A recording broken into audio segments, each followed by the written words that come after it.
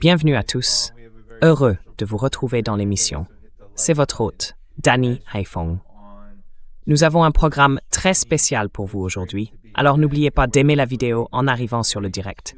C'est un plaisir d'être de retour et nous allons passer directement au sujet, donc pensez bien à cliquer sur « J'aime » en rejoignant le flux. La toute première chose que je veux aborder, ce sont les mises à jour concernant l'opération Promesse véritable 4 de l'Iran et sa riposte à la guerre d'agression américano-israélienne, alors qu'elle entre dans sa 3e semaine. Les dernières nouvelles et évolutions indiquent, bien sûr, que le détroit d'Ormuz est totalement fermé. Aucun navire ne le traverse. Aucun bâtiment commercial ne circule dans le détroit d'Ormuz sans l'autorisation de l'Iran.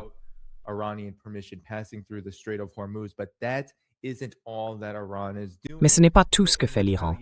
En représailles à la frappe américaine sur l'île de Kark, et face aux menaces des États-Unis et d'Israël de frapper les installations pétrolières de Kark, si la situation continue de s'aggraver, l'Iran a déjà, de manière préventive, pourrait-on dire, ou offensive, attaqué les installations énergétiques et les sites de certains alliés clés des États-Unis.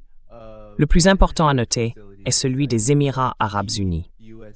L'Iran a frappé le principal port pétrolier des Émirats et l'aéroport de Dubaï, qui stocke une grande quantité de carburant au cours des dernières 24 heures. Le plus grand port et centre de stockage des Émirats, Fujairah, ainsi que l'aéroport international de Dubaï, ont été la cible d'attaques de drones, alors que l'Iran continue de viser les infrastructures de transport et pétrolières du Golfe.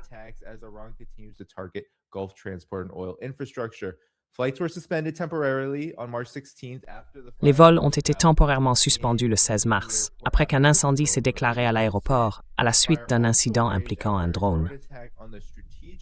Un autre incendie a également éclaté après une attaque de drone contre le port et la zone industrielle stratégiquement importante de Fujairah, l'un des plus grands sites de stockage de pétrole de la région.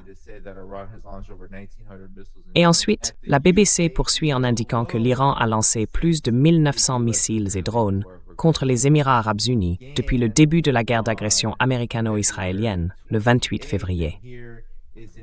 Voici une image de l'incendie à Fujairah qui faisait rage au cours des dernières 24 heures, alors que ces frappes de drones se poursuivaient.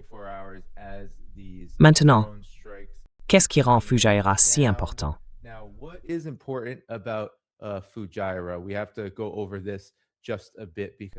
Nous devons revenir un peu sur ce point, car je pense que c'est vraiment important. Reuters lui-même parlait de Fujairah avant les frappes, car l'Iran n'a absolument pas bluffé concernant ce qu'il fait tout au long de l'opération True Promise 4. Il avait annoncé qu'il allait frapper ces sites, qu'il allait viser tous les actifs américains, tous les actifs stratégiques de l'armée américaine dans la région, dans les États du Golfe. Et bien sûr, il allait ensuite frapper Israël, ce dont nous parlerons dans un instant. Mais pourquoi le port de Fujairah est-il si important pour le marché pétrolier maintenant que nous savons que le détroit d'Ormuz est fermé? Certaines opérations de chargement de pétrole sont suspendues.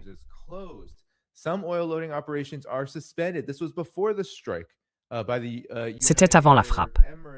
Le port de Fujairah aux Émirats arabes unis est un important centre mondial pour le ravitaillement des navires, ainsi que pour les exportations de brut et de carburant. Après une attaque de drone, Fujairah exporte en moyenne plus de 1,7 million de barils par jour de pétrole brut et de produits raffinés au cours de l'année écoulée, un volume équivalent à environ 1,7% de la demande mondiale quotidienne. Il est situé sur le golfe d'Oman, à environ 70 milles du détroit d'Ormuz, qui est pratiquement fermé aujourd'hui, ce qui accroît l'importance des flux de Fujairah pour le marché pétrolier mondial pendant le conflit actuel. Alors, pourquoi cela importe-t-il pour les Émirats arabes unis? Eh bien, avant le début de la guerre, les Émirats produisaient 3,4 millions de barils de brut par jour et exploitaient un oléoduc d'une capacité de 1,5 million de barils par jour, capable de transporter une partie du brut afin d'éviter le détroit d'Ormuz. Tout cela vise donc à contourner le détroit d'Ormuz.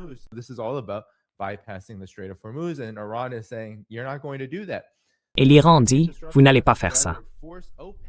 Ainsi, des perturbations importantes à Fujairah forceraient le troisième plus grand producteur de brut de l'OPEP à réduire encore davantage sa production. Et vous savez quel en serait l'impact? Une hausse massive des prix du pétrole, comme on le constate déjà dans toute la région. Je veux simplement montrer ce qui a été observé ces dernières heures à l'aéroport de Dubaï. Là, vous pouvez voir les incendies et la fumée qui s'élèvent. Cela vient de Cradle, Charmin Narwani, une grande amie de l'émission. Vous voyez ici exactement à quoi ressemblent les dégâts, et c'était encore pire pendant la nuit. Voici d'autres images et vidéos montrant l'état de l'aéroport. Quant à l'Iran, il dispose de centaines, probablement de centaines de milliers de drones. Bien sûr, l'Iran est resté très circonspect.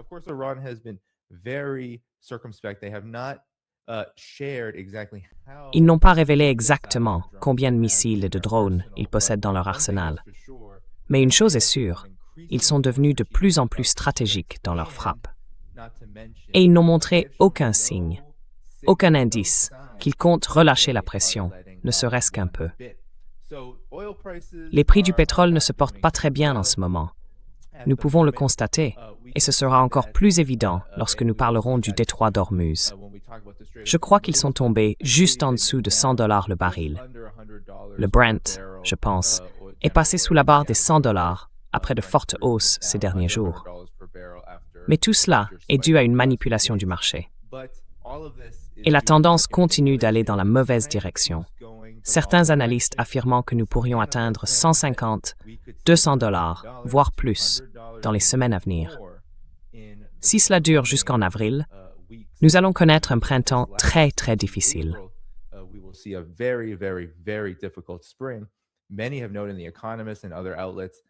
Beaucoup ont souligné, dans The Economist et d'autres médias, qu'il s'agit déjà d'une crise pétrolière plus grave que celle des années 1970, lorsque la crise du pétrole de l'OPEP avait déclenché une récession économique générale, certes pas aussi dévastatrice que celle de 2008, mais tout de même incroyablement destructrice pour des millions et des millions de personnes. Et c'est ce genre de souffrance qui s'annonce à cause de cette guerre. Néanmoins, les Émirats arabes unis ont été pris pour cible. Les installations pétrolières de Bahreïn ont été attaquées. L'Arabie saoudite, désormais, il y a beaucoup de discussions sur de possibles opérations sous faux drapeau. Et l'Iran a averti qu'il ne cherchait pas à frapper des installations pétrolières non stratégiques.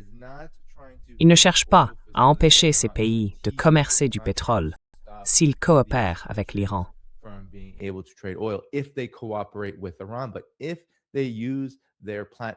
Mais s'ils utilisent leurs plateformes, leurs ressources, leurs pays pour mener des frappes contre l'Iran, alors il y aura des représailles. Et c'est exactement ce qui est arrivé aux Émirats arabes unis. Vous savez peut-être que les Émirats arabes unis ont été l'un des pays les plus enthousiastes à rejoindre les accords d'Abraham. Ils ont été une véritable marionnette d'Israël en ce qui concerne la guerre au Yémen, trahissant complètement la région de multiples façons. Ainsi, les Émirats arabes unis ont utilisé leur territoire pour des frappes contre l'Iran et en ont payé le prix. À présent, les États-Unis et Israël, bien qu'il existe entre eux certains désaccords sur la question de frapper ou non les installations pétrolières iraniennes ou le commerce du pétrole, malgré tout, l'Iran ne va pas suivre la direction des États-Unis et d'Israël.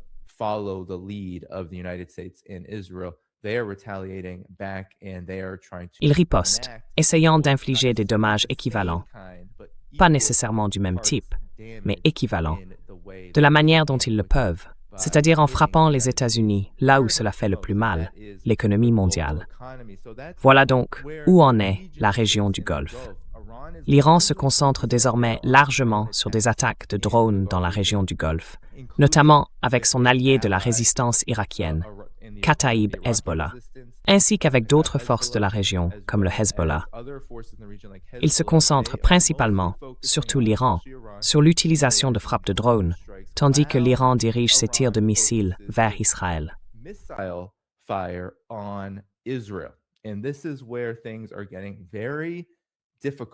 Et c'est là que les choses deviennent très difficiles. Difficiles pour l'autre camp, l'autre agresseur, l'agresseur principal dans cette guerre, à savoir le soi-disant État d'Israël. Voici ce que rapporte Mint Press News. Ils ont indiqué qu'au cours des dernières 24 heures, l'Iran avait frappé Israël à 15 reprises. Nous voyons apparaître quelques images ici, et je vais en montrer un extrait. Il y a d'énormes dégâts dans le centre d'Israël, où un missile balistique a touché ce que je crois être une zone résidentielle. L'Iran inflige des pertes à Israël chaque jour. Le dimanche 15 mars, des rapports indiquaient que, pendant ces 15 frappes, il arrivait qu'une nouvelle tombe toutes les 3 heures. C'était un tir nourri et constant.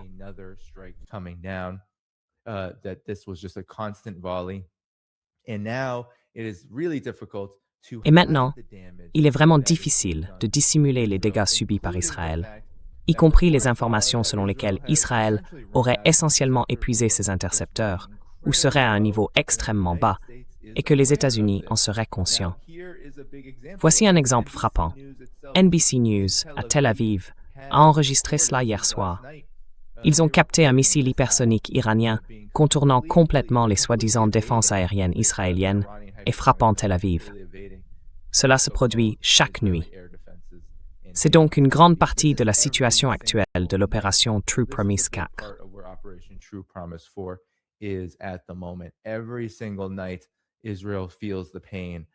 Chaque nuit, Israël ressent la douleur des tirs de missiles iraniens, tandis que la région du Golfe subit les attaques de drones venus à la fois d'Iran et de la résistance.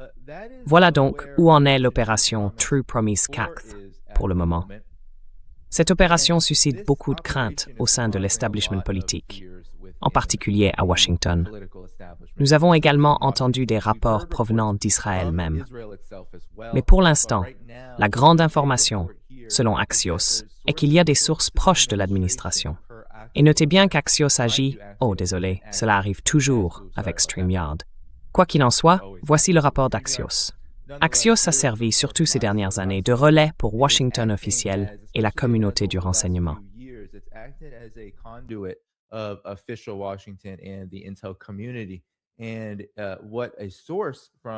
Selon une source de l'administration Trump, des responsables clés autour de Trump étaient réticents à propos de la guerre et voulaient plus de temps. Mais Trump les a tous contournés et a déclaré « Je veux le faire maintenant ». Il a largement surestimé sa capacité à renverser le gouvernement iranien, enfin le régime, sans envoyer de troupes au sol. Voici donc le rapport global en coulisses.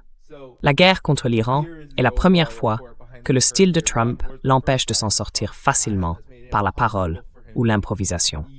Certains membres de son cercle rapproché éprouvent ce qu'un responsable a appelé des remords d'acheteurs, craignant de plus en plus que l'attaque contre l'Iran ait été une erreur. Et maintenant, vous vous demandez peut-être si je verse une larme.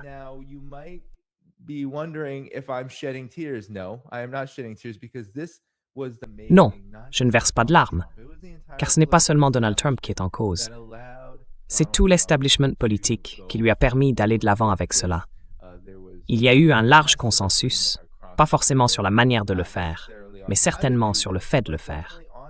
Cela retombe donc sur ces va-t-en-guerre, et il n'y a ici aucune larme à verser pour eux. Néanmoins, c'est très révélateur. Cela montre que la réaction de l'Iran, sa capacité, les a pris de court. Je pense que leur plus grand problème, c'est qu'ils ignoraient que l'Iran pouvait faire ce qu'il fait en ce moment, qu'il pouvait tenir la distance. Maintenant, à la 3e semaine, il a démontré qu'il n'est pas épuisé, qu'il n'est pas militairement vaincu.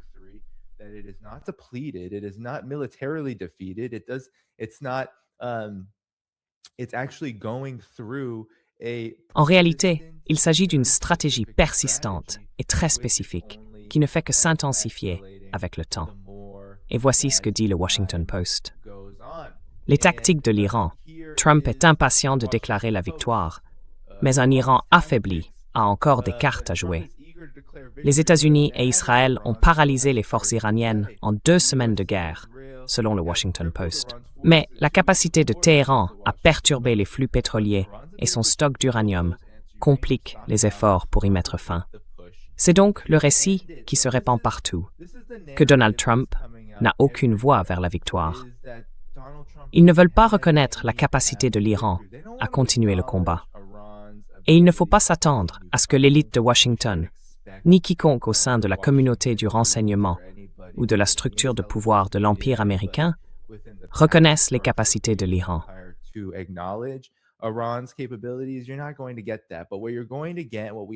Vous n'allez pas obtenir cela. Mais ce que vous allez obtenir, ce que nous avons vu encore et encore, c'est une série de rapports affirmant que les choses ne se passent tout simplement pas bien. Maintenant, c'est régional. D'accord. Voici la situation en Irak en ce moment. Vous avez peut-être vu, il y a quelques jours, je crois que c'était le 13 mars, qu'il y a eu une frappe iranienne sur des ravitailleurs KC-135 en Arabie Saoudite, détruisant essentiellement ces appareils. Personne n'a été blessé. Mais ensuite, je crois que ce n'était même pas 48 heures avant cela, il y a eu une frappe de la résistance irakienne, ou du moins une frappe revendiquée par la résistance irakienne, abattant non pas un mais deux KC-135 traversant son espace aérien.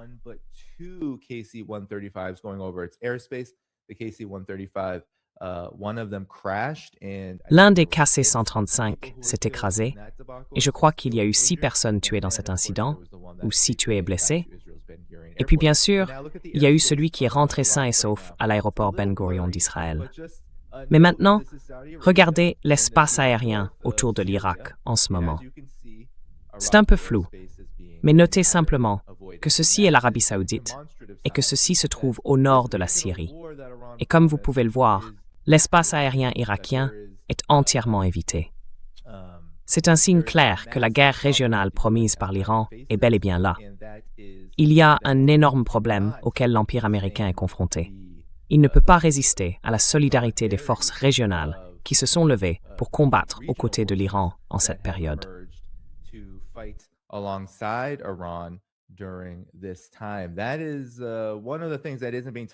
C'est l'un des sujets dont on ne parle pas.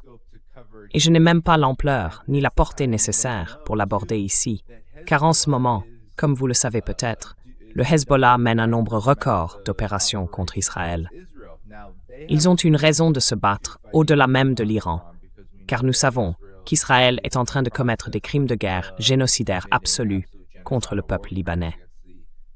Et ils utilisent la guerre avec l'Iran comme prétexte pour intensifier, une fois de plus, leurs crimes contre l'humanité envers le peuple libanais.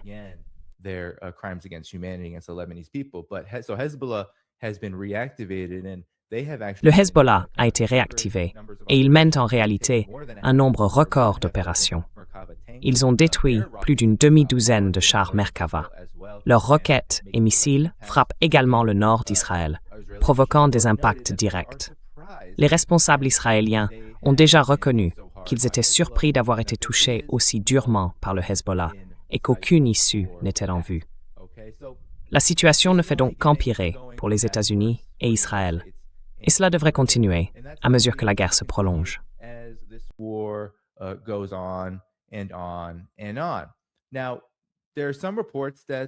Il y a maintenant des rapports selon lesquels l'opération Promesse Véritable 4 aurait conduit les États-Unis à ne plus vouloir poursuivre la guerre. Nous avons entendu cela au cours des dernières semaines, mais le vacarme à ce sujet ne cesse de s'amplifier.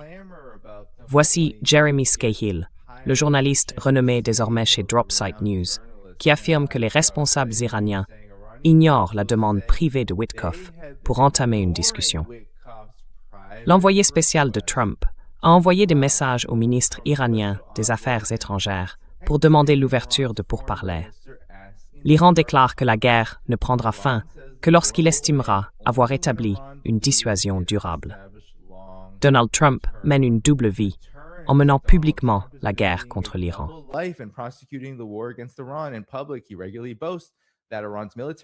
Il se vante régulièrement d'avoir anéanti la puissance militaire de l'Iran, d'avoir éliminé sa direction, et affirme qu'il ne reste que peu de responsables encore en vie à Téhéran, désormais suppliant de lui parler. Ils veulent négocier. Ils veulent vraiment négocier, a déclaré Trump. Il a dit cela hier, le 15 mars. Nous leur parlons, mais je ne pense pas qu'ils soient prêts. Mais ils s'en approchent. Cependant, selon Abbas Araghchi, et d'après des responsables iraniens, aucune réponse n'a été envoyée au message de Witkoff. Voilà où en sont les choses. Cela montre le niveau de désespoir qui règne actuellement du côté des États-Unis et de leurs responsables. Néanmoins, il n'y a absolument aucun espoir que les négociations se poursuivent ou reprennent pour le moment, car, soyons honnêtes, il s'agissait d'une affaire criminelle que l'Iran ne peut pas laisser se reproduire. Rappelons qu'il négociait avec les États-Unis avant que la guerre de 12 jours n'éclate au cours des premières semaines de juin.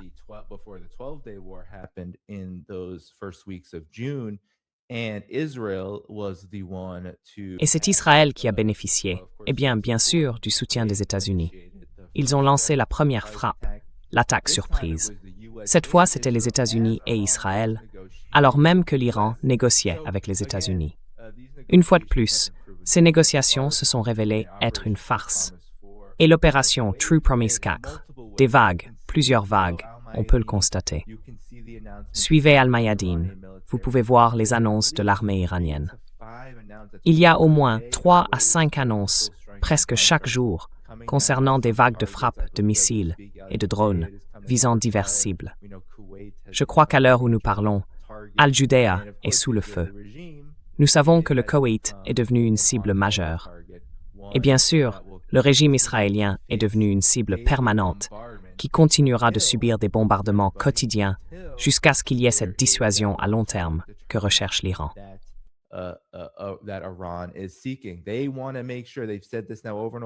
Ils veulent s'assurer, ils l'ont répété encore et encore au cours des derniers jours, qu'ils ne puissent plus être attaqués. Et cela signifie essentiellement expulser militairement les États-Unis de la région. Et le faire de la meilleure manière possible pour l'Iran, la manière la plus pacifique possible, entre guillemets, sans bain de sang, mais par des frappes et des attaques stratégiques utilisant leur arsenal pour éliminer la technologie et les infrastructures qui permettent aux États-Unis d'être présents. Parce qu'au fond, cela n'a pas d'importance. Ces 30 000, 40 000, 50 000 soldats ne comptent pas vraiment. Ils se cachent dans des hôtels. Ils ne peuvent rien faire si leurs bases sont neutralisées.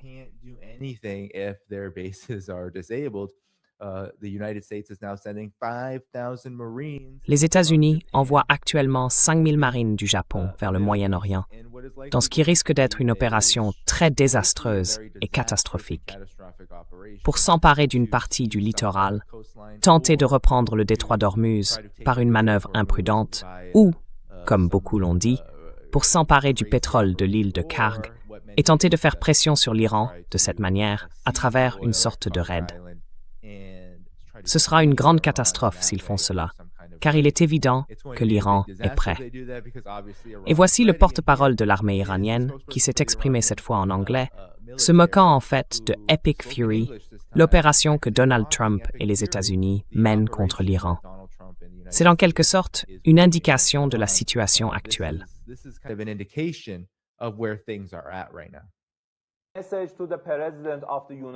Message au président des États-Unis. L'issue d'une guerre ne peut pas être déterminée par des tweets. Le résultat d'une guerre se décide sur le champ de bataille. Cet endroit même que vous et vos forces n'osez pas approcher et dont vous ne pouvez parler que dans vos tweets. Il vaudrait mieux appeler cette guerre peur épique plutôt que fureur épique.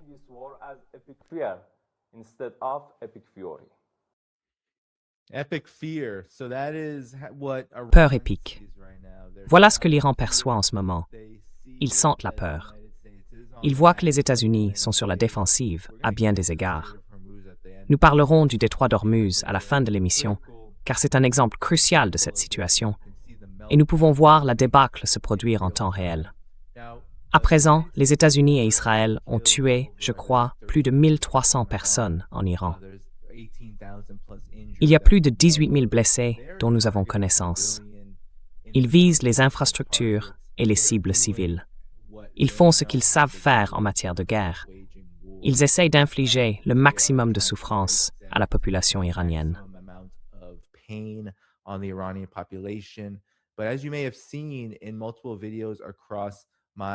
Comme vous avez peut-être pu le voir dans plusieurs vidéos sur mes réseaux sociaux, il existe d'innombrables exemples montrant que le peuple iranien n'est tout simplement pas intimidé par la violence aveugle de l'Empire.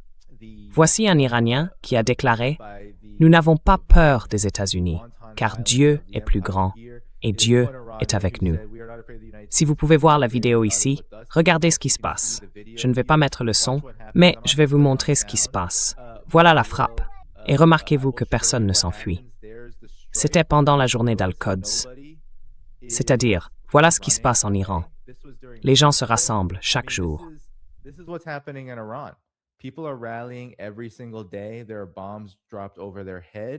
Des bombes tombent au-dessus de leur tête et ils sont toujours dans les rues, acclamant, revendiquant, scandant des slogans, défendant leur souveraineté et appelant les États-Unis et Israël à quitter leur pays. Voilà la situation. Je veux dire, c'est ainsi que se déroule la guerre. C'est comme cela que les États-Unis et Israël ont toujours agi. Ils essayent de faire monter les enchères. Ils essayent, pour citer, de tondre la pelouse. J'ai même vu des médias occidentaux grand public dire qu'Israël est en train de tondre la pelouse en Iran, ce qui est absolument ridicule, car il n'y a tout simplement aucune comparaison entre l'Iran et la Palestine qu'ils ont colonisée. Mais malgré tout, c'est le genre de rhétorique que l'on entend venant des États-Unis et d'Israël, qu'ils cherchent à infliger une douleur maximale. On entend tout le temps Pete Hegseth s'en vanter.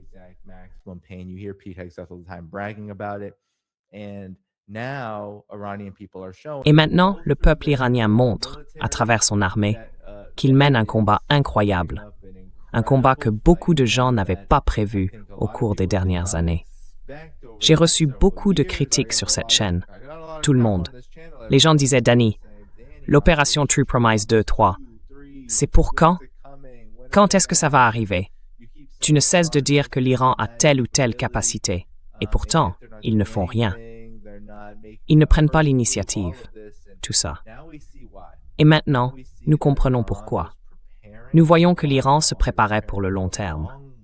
Il se préparait à une guerre prolongée, sachant, à juste titre et intelligemment, que les États-Unis finiraient par frapper là où ça fait mal, et qu'ils allaient de nouveau tout lancer contre l'Iran. Et l'Iran voulait lancer une opération que les États-Unis ne pourraient pas arrêter.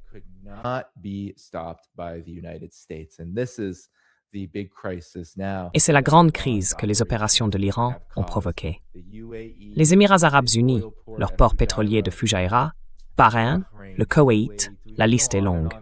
Le Qatar a coupé son gaz. C'est une crise majeure et le détroit d'Ormuz est fermé. L'Iran a pris l'initiative et désormais, il ne s'agit plus de savoir qui clignera des yeux le premier, mais qui cédera le premier. Et il semble de plus en plus que les États-Unis essaient simplement de gagner du temps et de trouver un moyen de proclamer une victoire sans qu'aucune victoire ne soit réellement à la portée de l'Empire. C'est donc un moment monumental de l'histoire et nous devons tous en être conscients.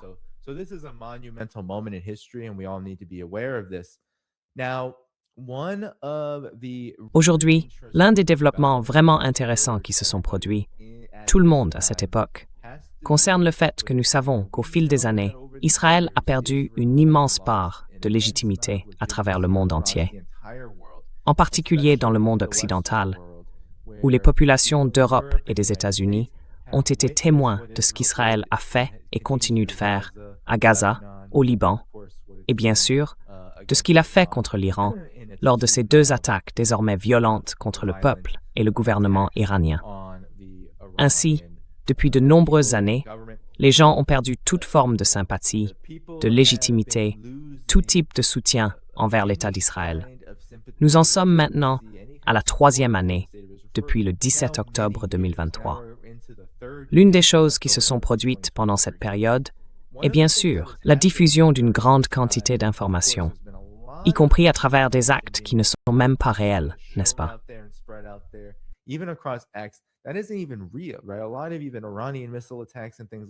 Beaucoup d'attaques de missiles iraniennes et d'autres actions de ce type ont été réutilisées ou recyclées. Mais nous avons aussi Grok et X qui essayent de nous faire croire que les véritables attaques contre Israël les véritables frappes contre Israël sont fausses. Il y a donc une immense guerre de propagande, un brouillard de guerre massif. Cependant, un développement qu'on ne peut pas ignorer, c'est cette grande conversation qui se déroule sur l'ensemble des réseaux sociaux, en particulier sur X, à propos de l'endroit où se trouve Benjamin Netanyahou. Parce qu'il faut être honnête, Netanyahou n'a pas été très présent ces derniers temps, surtout alors que les frappes contre Israël se sont intensifiées. Cela a conduit beaucoup de gens à se demander, Netanyahou est-il déjà mort ou est-il vivant? Car l'Iran a affirmé dès le tout début qu'il était leur cible.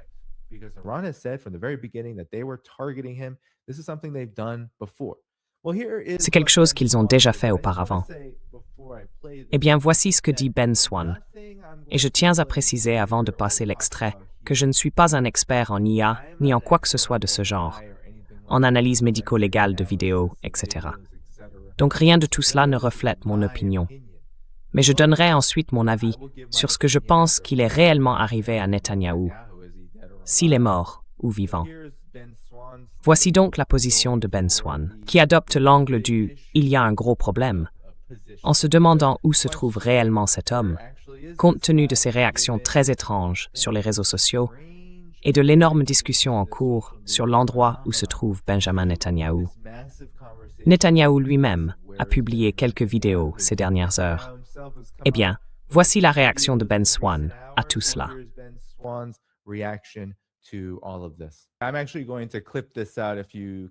Je vais en fait découper ce passage, si vous le remarquez dans le replay. Je vais extraire ce segment et simplement mettre le lien dans la description de la vidéo pour que les gens puissent le regarder. Au cas où vous vous demandiez où il se trouve, si vous regardez plus tard après l'émission. Parce qu'avec la musique, il y a beaucoup d'infractions et de problèmes lorsque de la musique protégée par des droits d'auteur est diffusée en arrière-plan. Mais malgré tout, je voulais faire un petit commentaire à ce sujet, parce que ce dernier point était exactement celui sur lequel je voulais insister. Je veux dire, regardez ce que dit Ben Swann. Ces vidéos ont l'air très maladroites et suspectes. Et si je ne faisais que les regarder, je dirais qu'au minimum, elles semblent mises en scène et quelque peu retouchées. D'accord.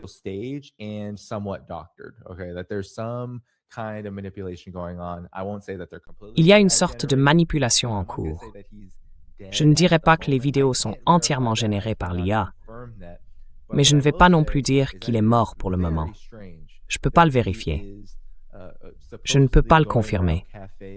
Mais ce que je peux dire, c'est qu'il est très étrange qu'il soit censé se promener dans des cafés, passer du bon temps, alors que son pays est bombardé par l'Iran, tandis qu'Israël se livre à cette violence aveugle, et qu'ils auraient soi-disant ces immenses objectifs stratégiques à atteindre contre l'Iran. On pourrait penser qu'en tant que Premier ministre d'Israël, il serait en première ligne, comme il l'était après le 7 octobre, pendant le génocide, commentant sans cesse l'Iran et la guerre elle-même.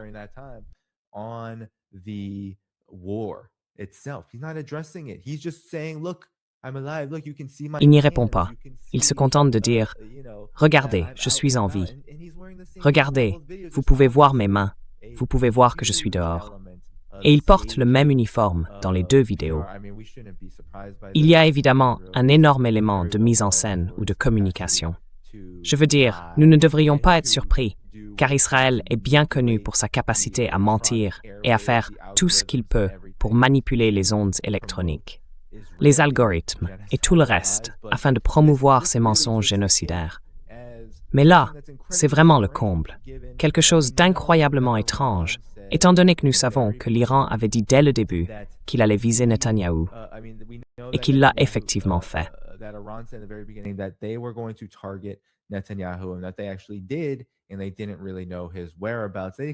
Et ils ne connaissaient pas vraiment son emplacement. Ils ne pouvaient pas confirmer qu'il était mort. Mais malgré tout, qu'il soit mort ou non, nous ne pouvons pas le confirmer. Il est très étrange qu'il s'y prenne de cette manière et que son équipe, son administration, gère la situation ainsi pour répondre à la tempête sur les réseaux sociaux à ce sujet.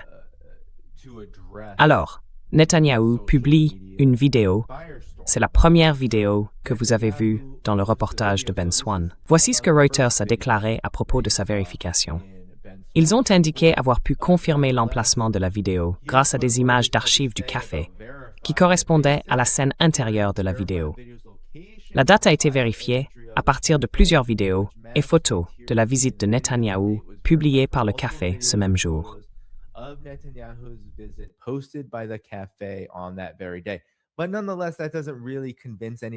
Mais malgré tout, cela ne convainc vraiment personne de quoi que ce soit, parce que nous savons bien qu'Israël lui-même est adepte de la mise en scène. Nous savons que pendant le génocide à Gaza, ils allaient jusqu'à mettre en scène des vidéos, ce genre de reddition du Hamas, et, vous savez, montrer qu'ils ne voulaient pas vraiment se confronter à la résistance armée. Alors, ils évitaient cela, puis essayaient de soudoyer ou d'utiliser des personnes désespérées pour montrer qu'ils étaient en train d'écraser Gaza et de forcer le Hamas à se rendre. Et puis bien sûr, il y a toutes ces images pendant les frappes en Iran, d'anciennes vidéos republiées comme prétendues frappes sur des infrastructures militaires en Iran, mais en réalité datant de plusieurs années, issues d'attaques antérieures, y compris pendant la guerre de 12 jours.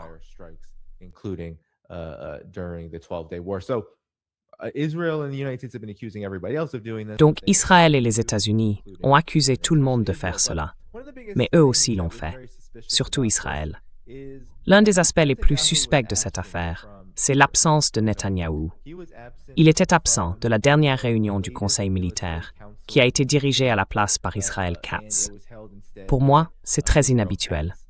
Cela semble indiquer que si Netanyahou n'est pas mort, alors il doit être profondément caché ou gravement blessé. Si l'on prend ces vidéos au pied de la lettre, on pourrait dire qu'il n'a pas l'air très blessé. Mais il reste des questions concernant un cancer de la prostate, et ainsi de suite.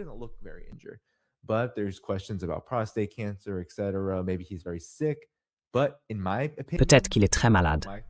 Mais à mon avis, si vous voulez connaître ma conclusion à ce sujet, tous ces signes et indices que Ben Swann a examinés, et ceux que j'examine ici, montrent, je pense, qu'il se cache et qu'il est très inquiet pour sa vie.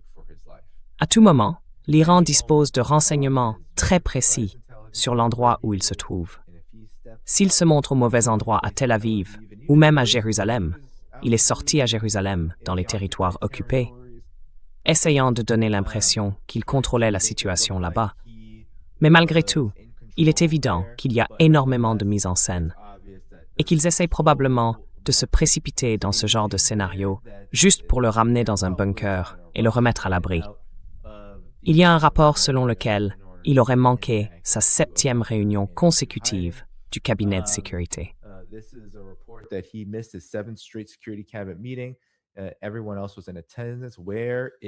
Tout le monde était présent.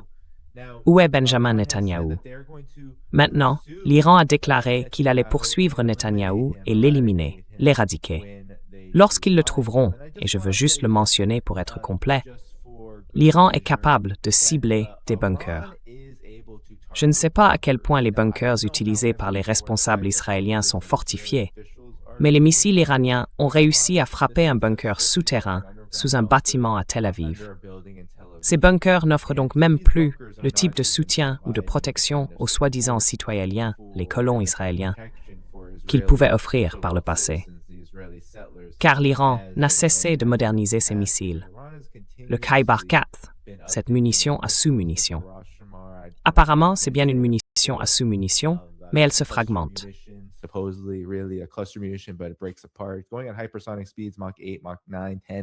Il se déplace à des vitesses hypersoniques, Mach 8, Mach 9, voire 10, et il se désintègre, frappant partout à des vitesses énormes, avec un impact colossal. On ne peut pas s'en défendre, et l'Iran continue de progresser dans ce domaine. C'est là que la situation de Netanyahou devient très étrange, vraiment bizarre. Quand j'ai vu ces vidéos, je me suis dit que si elles ne sont pas entièrement générées par l'IA, il doit forcément y avoir un problème. Elles doivent être mises en scène. L'éclairage est mauvais, vraiment maladroit. Tout, dans ces vidéos, m'a semblé incroyablement maladroit, incroyablement artificiel. Et je pense que cela montre surtout qu'Israël a complètement perdu le contrôle du récit. qu'il ne peut pas, bon, je vais couper le son. Mais encore une fois, la vidéo de Ben Swann, juste pour montrer quelques extraits de ces vidéos qu'il diffusait.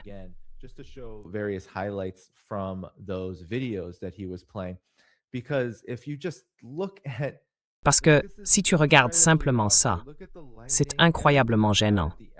Regarde l'éclairage, tout, la tenue, c'est tellement mis en scène. Il n'y a rien de sincère là-dedans. Sans parler du fait qu'il essaie de prouver qu'il est en vie, ce qui signifie que tu as déjà perdu. Tu as perdu le récit. Non seulement les gens souhaitent que tu sois mort, ce que beaucoup de gens souhaitent à cause de ce qui s'est passé à Gaza, de ce qui continue à Gaza, de ce qui se passe en Iran, de ce qui se passe au Liban, mais les gens veulent voir. Enfin, c'est juste absolument... Regarde cette vidéo. Elle ne semble tout simplement pas réelle. Et regarde-le, obligé de prouver qu'il a 5 doigts, parce qu'il y avait une vidéo mise en cause. Je peux d'ailleurs la retrouver. Je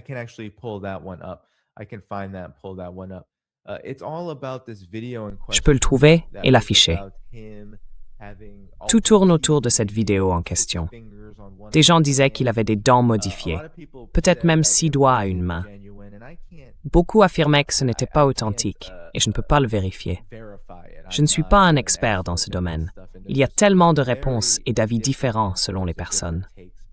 Mais ici, vous pouvez en voir un exemple. Je vais simplement l'afficher, car c'est viral partout, sur tout X.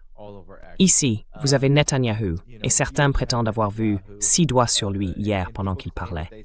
Laissez-moi juste couper le son. As he was speaking, let me just turn off the volume here. And this is the video in question, okay? Because it was a public address that he... Et voici la vidéo en question, d'accord? C'était une allocution publique qu'il a donnée en mars. Comme vous pouvez le voir, j'ai encore des problèmes techniques avec StreamYard. Mais allons-y. La voilà. C'est la vidéo en question. Il prononçait un discours filmé, et tout le monde pensait que c'était de l'IA, qu'il y avait quelque chose de très étrange, qu'il avait 6 doigts, que ses dents semblaient différentes, peut-être modifiées. Difficile à dire. Mais je dirais ceci. Netanyahou se cache, et il se cache parce que l'Iran et la résistance, le peuple palestinien, toute la résistance, ont actuellement l'initiative quant à leur place dans l'histoire.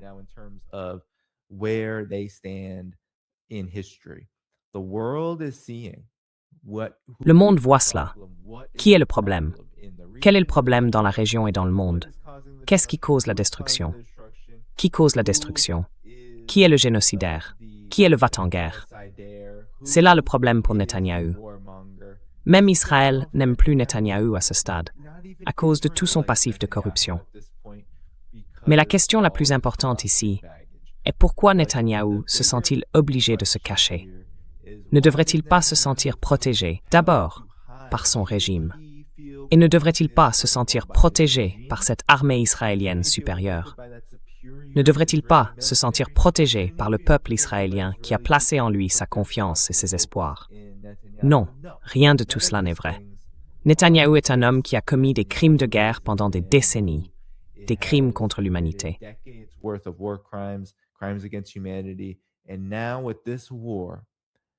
Et maintenant, avec cette guerre, Israël a eu les yeux plus gros que le ventre et en paie le prix. C'est pour cela que Netanyahou ne peut pas apparaître en public. Il y a également eu des rapports selon lesquels l'Iran disposerait de renseignements à l'intérieur d'Israël, qu'ils auraient retourné des Israéliens contre Netanyahou, qu'ils auraient une stratégie, car peu de gens apprécient Netanyahou. Ils utiliseraient donc leurs services de renseignement pour essayer de monter la population contre lui, afin de recueillir des informations à son sujet.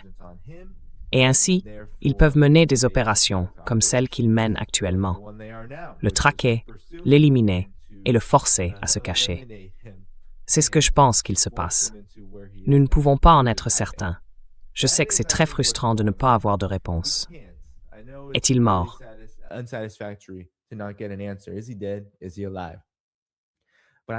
Est-il en vie? Je ne serais pas surpris s'il était mort. Vraiment pas. Parce qu'à la longue, avec une colonie aussi minuscule qu'Israël, toujours en quête de guerre, menant des guerres, non seulement des guerres, mais des guerres injustes, des guerres d'expansion, des guerres pour un grand Israël. des guerres qui exigent d'énormes quantités de crimes de guerre, de génocide, de violence. Cette violence est abhorrée non seulement par la communauté internationale et le droit international, mais par le monde entier, n'est-ce pas? La plupart des gens ne veulent pas voir cela, à moins d'être un sociopathe appartenant à cette classe élitiste d'oligarques, de capitalistes, d'impérialistes qui en tirent profit et s'en nourrissent.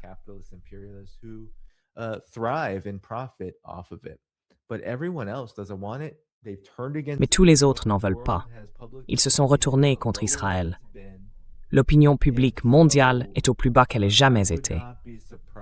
Donc je ne serais pas surpris que premièrement Netanyahou soit fini, et deuxièmement, qu'il ait le sentiment que chaque jour restant de sa carrière politique, ils doivent se cacher, parce qu'Israël ne peut pas cesser de mener des guerres pour son compte. Il a besoin de ces guerres pour éviter la prison.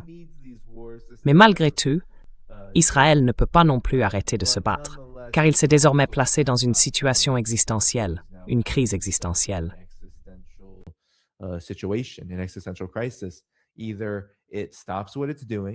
Soit elle arrête ce qu'elle fait et affronte la colère, non seulement des populations de la région, mais aussi de celles du monde entier, qui veulent voir des changements massifs dans la situation concernant la Palestine, et bien sûr, l'autodétermination des peuples là-bas.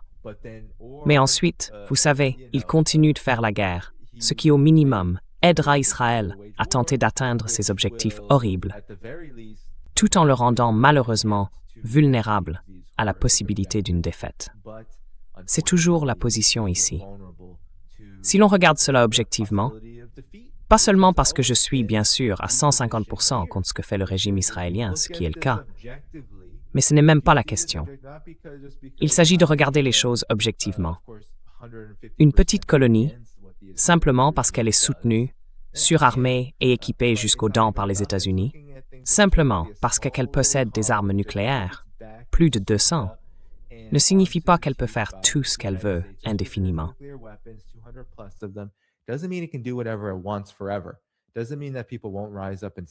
Cela ne veut pas dire que les gens ne se lèveront pas et ne se dresseront pas. Et c'est ce que nous avons vu au cours des 3 dernières années de la part d'Israël. La résistance palestinienne, puis le Hezbollah. Regardez ce que fait le Hezbollah maintenant. Le Hezbollah plonge Israël dans un état de panique totale, de désespoir et de peur. Et puis bien sûr, il y a ce que fait l'Iran, l'opération Promesse Véritable 4 et les 3 précédentes pendant la guerre de 12 jours, montrant et donnant une leçon à Israël, une leçon qu'il ne retiendra pas. Il est incapable d'apprendre.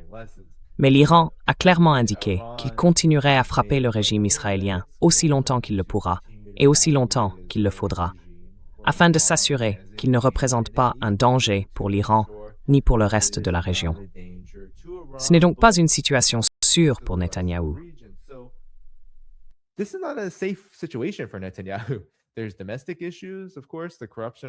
Il y a bien sûr des problèmes internes, la corruption et tout le reste, mais ces problèmes ne mettront pas fin à sa carrière, ni à sa vie politique, ni à celle de son équipe de va-t-en-guerre génocidaire.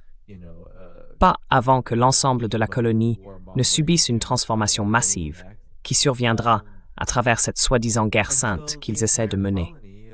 Ils essayent de mener cette guerre sainte, qui est en réalité une guerre territoriale. C'est une guerre expansionniste. C'est une guerre génocidaire. Mais c'est une guerre qui, du moins du point de vue de cette chaîne, a toujours été considérée comme impossible à gagner. Et l'Iran s'est levé et a dit oui. Laissez-moi vous montrer pourquoi cette guerre ne peut pas être gagnée.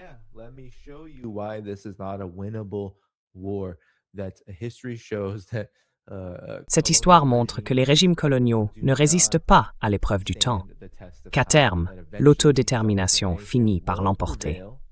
Et ensuite, tout dépend de ce qui se passe après et de la lutte autour de ce que cette autodétermination signifie réellement, si elle est véritablement accomplie ou si elle se transforme en autre chose, ce qui malheureusement est arrivé dans de nombreux pays. Néanmoins, le modèle israélien est dépassé. Et cela signifie que Netanyahou, fervent, comment s'appelait-il déjà, M. Milikovski, n'est-ce pas? Cet homme, qui comme tous les Israéliens, sont des colons assis et accroupis sur la tête du peuple palestinien, et qui terrorise également le Liban, la région, la Syrie et ailleurs, et maintenant l'Iran, ils vivent dans un système dépassé.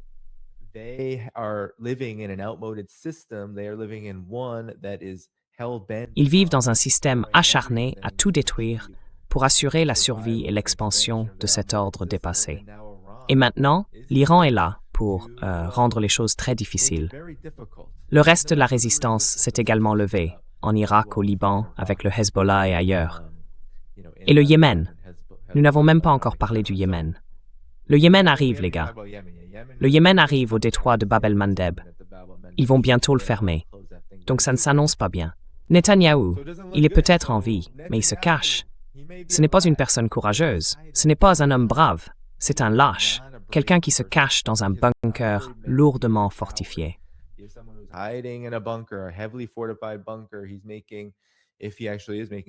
Il est en train de faire, s'il les fait vraiment, ces vidéos, ou si ce ne sont que des extraits trafiqués par l'IA mis en scène. Quoi qu'il en soit, il se montre dans ce qui devrait être perçu comme l'une des démonstrations les plus pathétiques de ce à quoi ressemble un ordre mourant, perdant et dépassé, qui ne peut accomplir que les formes les plus répugnantes et ignobles de violence, de génocide et de terrorisme qui existent sur cette planète. Et c'est tout ce que vous avez, c'est tout ce qu'il vous reste. Vous n'avez rien d'autre. Vous ne pouvez rien offrir d'autre. Alors, ne soyez pas surpris quand le karma, quand tout ce que vous avez fait, vous revient en plein visage et se retourne contre vous. Et c'est exactement ce qui arrive à Benjamin Netanyahou.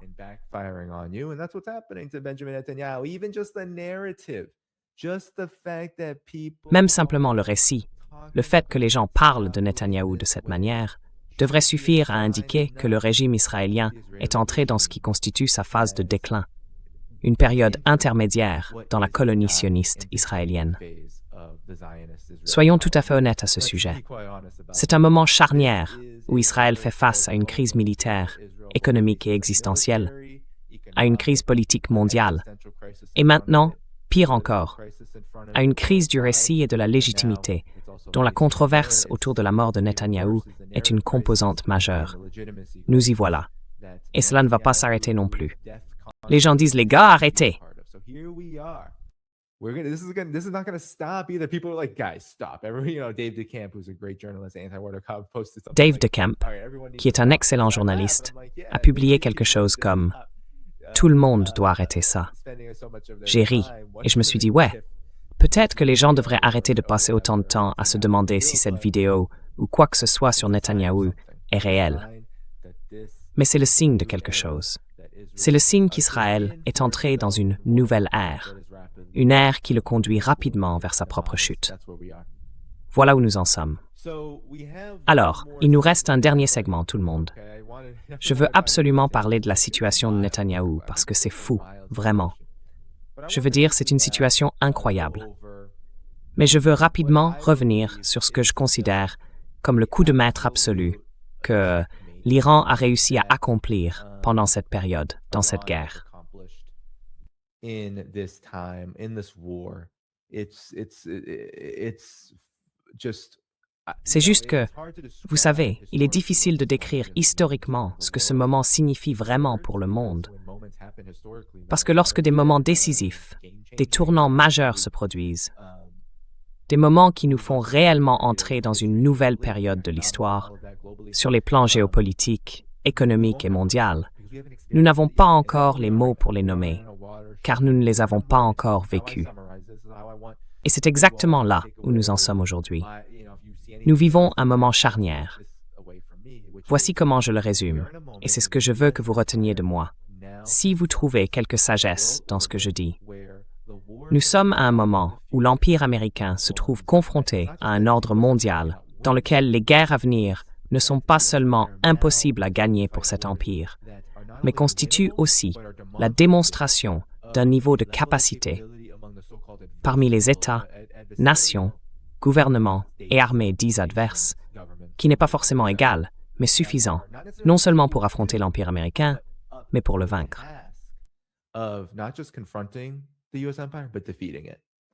So in many ways, you could argue Russia and China have militaries that Ainsi, à bien des égards, on pourrait soutenir que la Russie et la Chine disposent d'armées capables de surpasser technologiquement l'armée américaine. Avec leurs avancées, leur génération de chasseurs, leurs missiles balistiques, leurs missiles hypersoniques, et ainsi de suite. Pour l'Iran, on pourrait dire que, l'Iran n'a pas nécessairement la capacité d'empêcher, par exemple, le bombardement aérien de Téhéran lors d'attaques à distance, utilisant des systèmes Aegis, des JDAM, ce genre de missiles que les États-Unis ont dépensé tant d'argent à développer. Mais ce que nous observons aujourd'hui, c'est que premièrement, les États-Unis dépensent des milliards en munitions lors de ces frappes et finiront par en manquer, car c'est ainsi que fonctionne le complexe militaro-industriel américain. This is how the U.S. military-industrial complex works. U.S. military contractors only produce. Les sous-traitants militaires américains ne produisent que dans la mesure où cela leur permet d'obtenir le contrat qu'ils souhaitent lors des négociations avec le gouvernement fédéral. Ils ne produisent pas dans le cadre d'une stratégie, mais pour le profit. Mais c'est encore pire que cela, car l'Empire américain, un empire d'hubris et d'exceptionnalisme, croit pouvoir compter sur une quantité limitée de munitions pour, en somme, frapper fort et impressionner, pour se frayer rapidement un chemin vers la victoire par la destruction. Et cette époque est désormais révolue. Il n'est plus possible d'envahir et de raser un pays ou une population face aux adversaires qui lui restent. Ce n'est plus faisable. 2 des 3 pays disposent de capacités nucléaires, ils possèdent des armes nucléaires, et il y a ensuite l'Iran, qui a rejeté le développement d'armes nucléaires.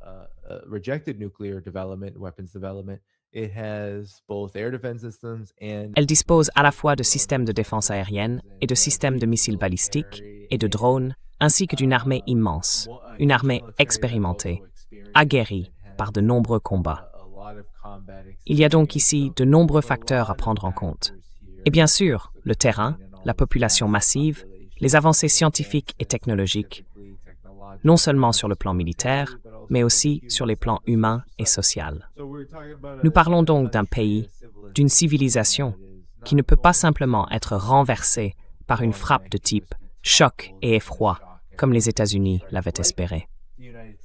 C'est le moment charnière dans lequel nous nous trouvons. Voilà ce que nous verrons tant que l'Empire américain sera autorisé à se maintenir par la population sur laquelle il règne, à l'intérieur de ses frontières impériales.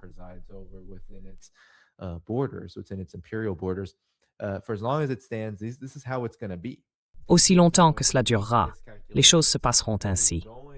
Les États-Unis vont commettre des erreurs d'appréciation. Ils vont se retrouver repoussés. Et nous devons être prêts aux conséquences de cela. C'est exactement ce que nous voyons en ce moment avec la fermeture du détroit d'Ormuz. La fermeture du détroit d'Ormuz est bien réelle et elle est en cours. Les États-Unis ont tenté d'en semer le doute. Ils ont essayé de dire que le détroit d'Ormuz était en quelque sorte ouvert, plus ou moins. Mais non, il ne l'est pas. À ce stade, tout le monde, il est complètement fermé. Et c'est ce que nous disons depuis si longtemps. Le trafic maritime à Ormuz est tombé à 0 depuis le 28 février. Il diminuait régulièrement, mais à cette date, plus aucun navire ne traversait le détroit d'Ormuz.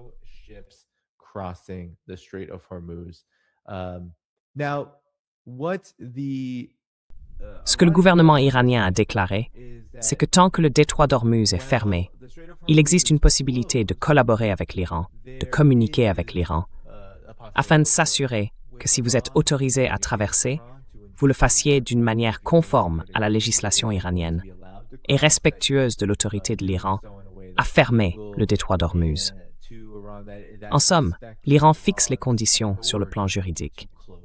Donald Trump est actuellement très désespéré car il voit les signes avant-coureurs. Ou du moins, on lui dit probablement qu'il y a des signes qu'il doit prendre en compte.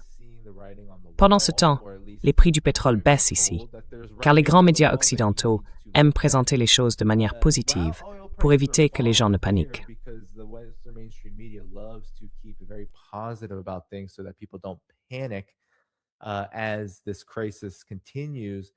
Alors que cette crise se poursuit, Trump essaie d'obtenir le soutien d'alliés en Europe et au sein de l'OTAN, et même de pays non alliés comme la Chine, pour escorter les pétroliers. Vous vous souvenez peut-être qu'il n'y a pas si longtemps, Donald Trump exigeait que la marine s'en charge, n'est-ce pas? Que la marine escorte les pétroliers. La marine américaine a refusé, mais maintenant il essaye de convaincre d'autres pays de le faire. Et bien sûr, ils lui répondent « Va te faire voir ». Je veux simplement vous montrer ceci. Alors que les prix du pétrole baissent chaque fois que Donald Trump déclare « D'accord, nous allons former cette coalition pour escorter les pétroliers dans le détroit d'Ormuz », le prix remonte. Il a récemment dépassé les $100 le baril et s'est maintenant stabilisé à 93.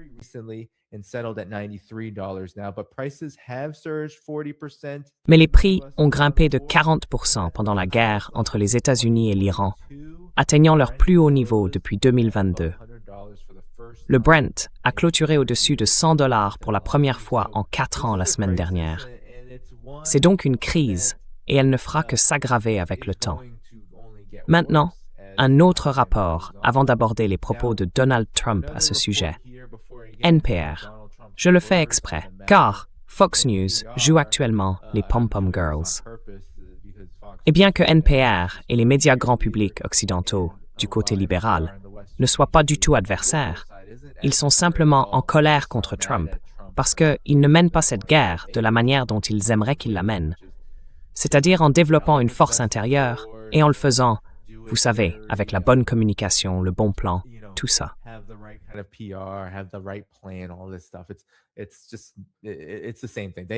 C'est juste, c'est la même chose. Ils veulent la guerre avec l'Iran. Ils n'aiment simplement pas la manière dont il s'y est pris. Trump exige que l'OTAN et la Chine surveillent le détroit d'Ormuz. Jusqu'à présent, ils ne se sont pas joints à lui.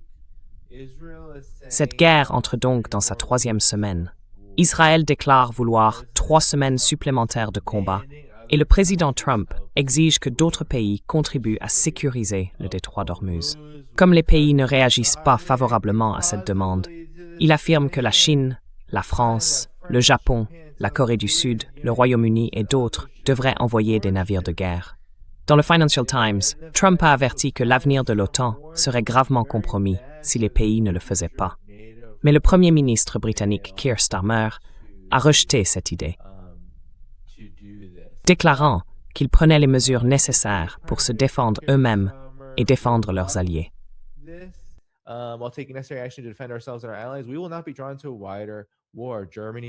Nous ne serons pas entraînés dans une guerre plus large. L'Allemagne ne voit aucun rôle pour l'OTAN dans la surveillance du détroit d'Ormuz.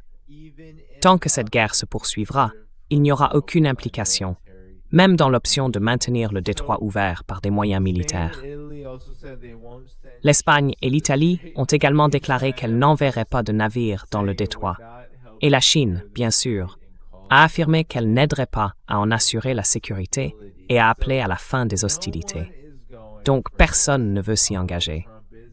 Et Donald Trump est furieux, comme on pouvait s'y attendre. C'est toujours la même chose avec Donald Trump. Voici ce qu'il a déclaré en réaction au refus constant qu'il a essuyé face à sa demande que d'autres pays ouvrent désormais le détroit d'Ormuz pour lui.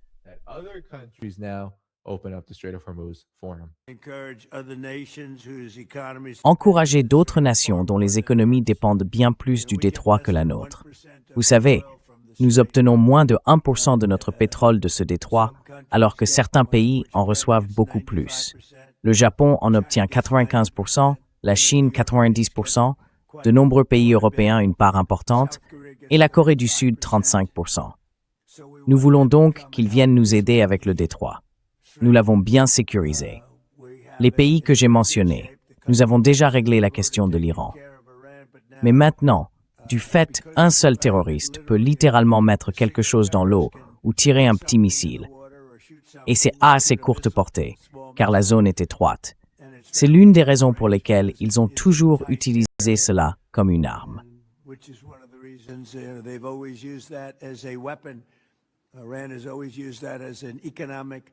L'Iran a toujours utilisé cela comme une arme économique, et il ne pourra pas s'en servir très longtemps. De nombreux pays m'ont dit qu'ils étaient en route. Certains sont très enthousiastes à ce sujet, d'autres non. Certains sont des pays que nous avons aidés pendant de très nombreuses années. Nous les avons protégés de terribles menaces extérieures et ils n'étaient pas très enthousiastes. Et le niveau d'enthousiasme, cela compte pour moi. Nous avons certains pays où nous avons 45 000 soldats, d'excellents soldats, qui les protègent du danger. Et nous avons fait un excellent travail. Et ce que nous voulons savoir, c'est, avez-vous des dragueurs de mines? Eh bien, nous préférerions ne pas nous impliquer, monsieur. So, do you see the approach here by Donald Trump? Alors, voyez-vous l'approche adoptée ici par Donald Trump? L'approche consiste à dire, et c'est typique de l'Empire américain, simplement dans un style Trump très grossier, que tous ceux qui me rejettent et rejettent les États-Unis devraient en réalité apprécier les États-Unis. Parce que les États-Unis protègent tous ceux avec qui nous faisons affaire. Tous ceux qui sont censés être nos alliés, qu'il s'agisse des pays européens de l'OTAN, des États du Golfe, et ainsi de suite. Mais bien sûr, rien de tout cela n'est vrai. Rien de tout cela n'est vrai. Tout ce désastre de la guerre en Iran a eu l'effet inverse de protéger les États du Golfe. Ils se sont fait laminer.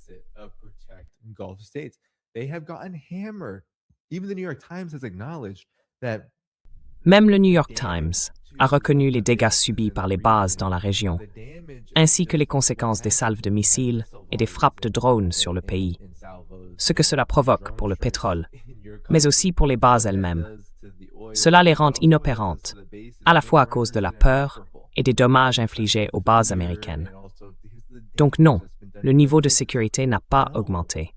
En bombardant l'Iran, les États-Unis ont rendu la région moins sûre, car désormais l'Iran, bien sûr, se sent obligé de se défendre, estime avoir le droit de le faire et pense devoir infliger un certain niveau de douleur aux agresseurs pour qu'ils cessent.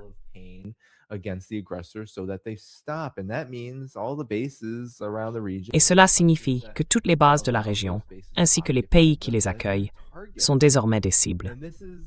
Et c'est là où nous en sommes aujourd'hui, face au niveau absolu d'aveuglement concernant ce qu'il faudrait faire avec le détroit d'Ormuz, maintenant qu'il est complètement fermé. À présent, Donald Trump ne s'en est pas seulement pris à d'autres pays à ce sujet, il s'en est aussi pris à son propre Pentagone. Selon le New York Times, lors d'une réunion dans le bureau ovale la semaine dernière, un monsieur Trump, frustré, a pressé le général Charles Q. Brown, président des chefs d'état-major interarmés, de lui expliquer pourquoi les États-Unis ne pouvaient pas rouvrir immédiatement le détroit. Et la réponse était simple.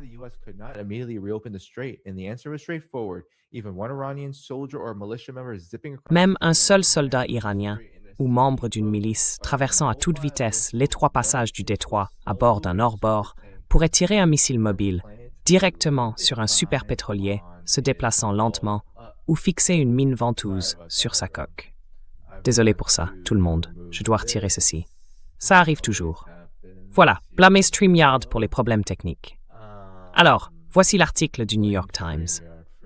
Lors d'une réunion dans le bureau ovale la semaine dernière, un monsieur Trump frustré a pressé le général Charles Q. Brown, président des chefs d'état-major interarmés, de lui expliquer pourquoi les États-Unis ne pouvaient pas rouvrir immédiatement le détroit d'Ormuz. La réponse était simple. Même un seul soldat iranien ou membre d'une milice traversant à toute vitesse l'étroit passage du détroit à bord d'un hors-bord pourrait tirer un missile mobile directement sur un superpétrolier se déplaçant lentement ou fixer une mine sur sa coque.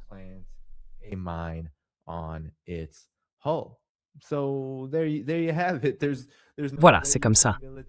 Il n'y a aucun moyen de reprendre cela militairement, car même si l'on pouvait dire que la vaste flotte navale de l'Iran, ses grands navires, ne servait pas vraiment à grand-chose, beaucoup d'entre eux étaient déjà à quai et ont été détruits par des frappes aériennes américaines, des frappes à distance qui ont éliminé une grande partie de la marine.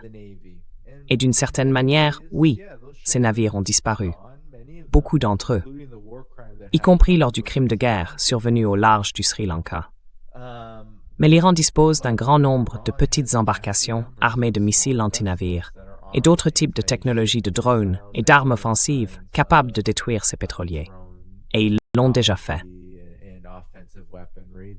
will take out these tankers, and they already have. We've shown them here in the Persian Gulf. They've taken out tankers. Nous leur avons montré ici, dans le Golfe Persique. Ils ont attaqué des pétroliers, ils les ont frappés. Ils en ont touché 2, je crois, en une seule nuit, simplement pour démontrer que cela peut arriver et que cela arrivera si les exigences de l'Iran ne sont pas satisfaites. Alors, quelles sont ces exigences et sont-elles raisonnables? Voici les conditions possibles pour la réouverture du détroit d'Ormuz, selon le média iranien Tasnim. La levée garantie des sanctions, ce qui fait partie des négociations sur le nucléaire iranien depuis le début, et le retrait des bases américaines.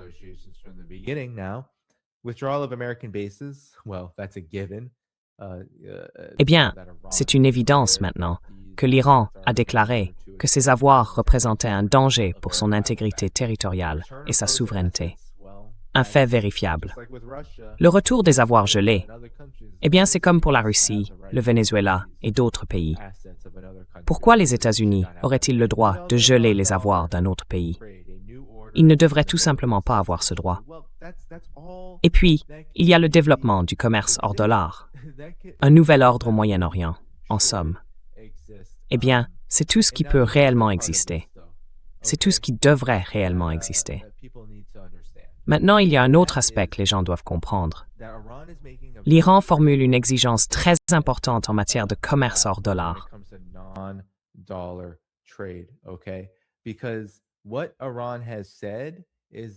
Parce que ce que l'Iran a déclaré, c'est qu'il autoriserait les pétroliers à traverser le détroit d'Ormuz sous une condition très intéressante, que les paiements pour ce pétrole soient réglés en yuan chinois. C'est quelque chose qu'il a clairement indiqué comme étant possible. Un responsable iranien a déclaré à CNN que l'Iran envisageait de permettre à un nombre limité de pétroliers de traverser le détroit d'Ormuz, à condition que la cargaison de pétrole soit échangée en yuan chinois. Eh bien, nous ne savons pas si cela va réellement se produire. Vous savez, cela demande une architecture économique complexe.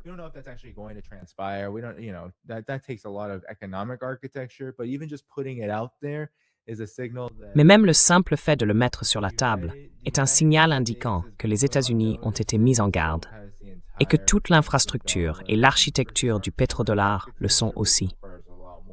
Ce système nécessite bien plus que les seuls États-Unis. Il repose sur la domination américaine, mais aussi sur la complicité de l'Europe et des États du Golfe, et bien sûr sur la manière dont le pétrole est échangé, dont l'énergie est échangée, et dont le dollar est utilisé comme monnaie de réserve. Tout est sous surveillance. L'ensemble du système financier mondial sur lequel les États-Unis ont régné est sous surveillance. Et vous savez, la situation ne fera qu'empirer, car l'Iran passe à l'offensive. Selon Dropsite News, cela ne s'arrêtera pas au détroit d'Ormuz. Cela ne commencera ni ne se terminera à ce point d'étranglement.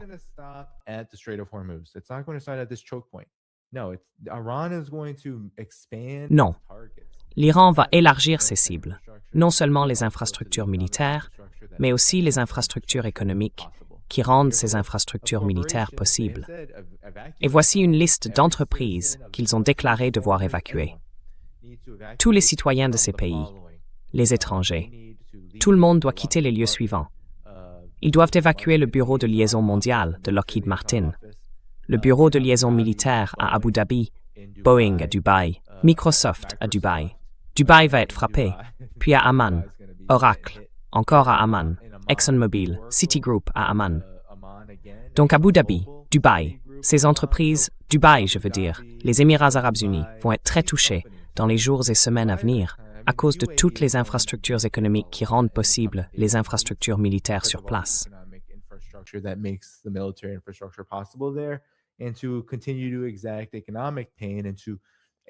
Et pour continuer à infliger une douleur économique et à accélérer ce processus de retour de flamme provoqué par ces sanctions, qui en réalité reviennent frapper massivement les États-Unis eux-mêmes, à la fois par des moyens militaires et par la fermeture du détroit d'Ormuz. Encore une fois, Trump a supplié la Chine d'intervenir pour la réouverture du détroit d'Ormuz. Et ce qui rend cette situation absolument ridicule, ce n'est pas seulement l'implication des États-Unis, mais aussi le fait que l'Iran et la Chine sont de très bons amis. Ils entretiennent un vaste partenariat stratégique, un accord de 25 ans qui comprend un important développement économique et d'autres formes de coopération. Mais la partie est déjà bloquée.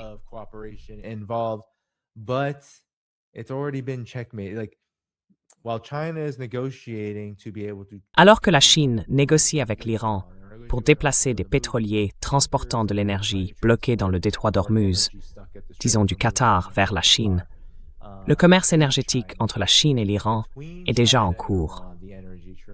La Chine a bénéficié d'une sorte de passe de solidarité. Tout au long de cette guerre, elle a acheté de l'énergie iranienne et l'a fait transiter par le détroit d'Ormuz. Au grand désarroi des États-Unis, l'Iran a envoyé du pétrole vers la Chine par le détroit d'Ormuz.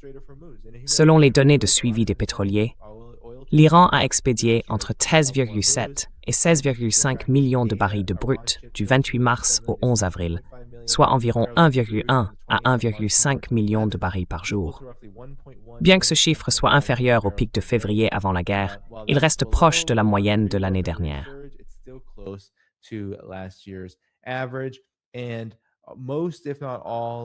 Et la plupart, sinon la totalité, de ces cargaisons partent vers la Chine, de loin le plus grand client du pétrole iranien.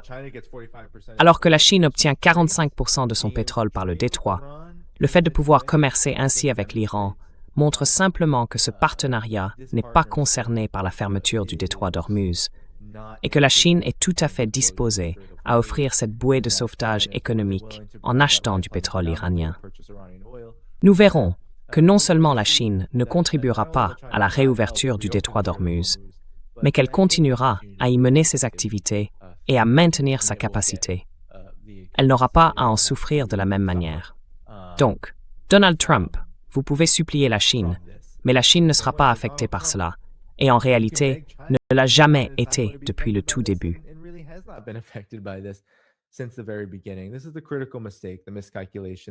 C'est là l'erreur cruciale, le mauvais calcul que l'on commet toujours. Croire, tenter d'expliquer au monde que les États-Unis n'en ont pas besoin. Ils extraient leur propre pétrole. Ils n'en importent qu'un faible pourcentage de cette région. Mais ce n'est même pas la question. Le point essentiel, c'est que les États-Unis sont l'épicentre du système financier mondial, le système du pétrodollar. Une fois que le prix du baril de pétrole atteint $200, tout est affecté. Goldman Sachs, toutes les banques, tous les monopoles, les entreprises, tous affirment que cela va faire grimper les coûts et les prix de manière astronomique et spectaculaire. Et cela va conduire à une récession économique. C'est simplement ainsi que les choses fonctionnent. C'est ainsi que les événements vont se dérouler.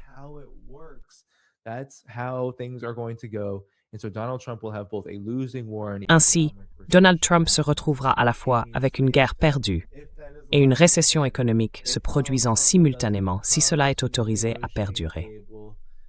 Si Donald Trump ne vient pas sérieusement à la table des négociations avec l'intention de répondre aux objectifs de l'Iran, de rencontrer l'Iran là où il en est, c'est-à-dire vous n'allez plus nous attaquer et vous allez apporter des changements réels et tangibles à votre comportement et à votre présence dans la région pour que cela se réalise.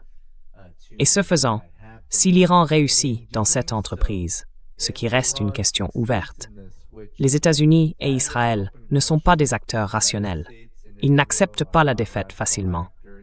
Ils continueront à malmener l'Iran, à réagir violemment et à faire tout ce qu'ils peuvent pour maintenir cette situation. Peu importe l'ampleur des dégâts. Sans intercepteurs de défense aérienne, ni rien de tout cela, ils continueront à avancer dans cette situation économique.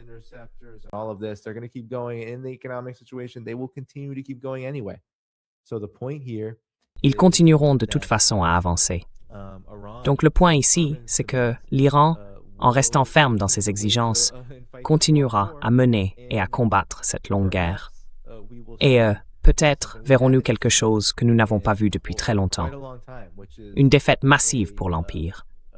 Pas une défaite à long terme comme celle de l'Afghanistan, ni un simple repli dans certaines zones lorsqu'un mouvement social éclate dans un pays particulier, par exemple.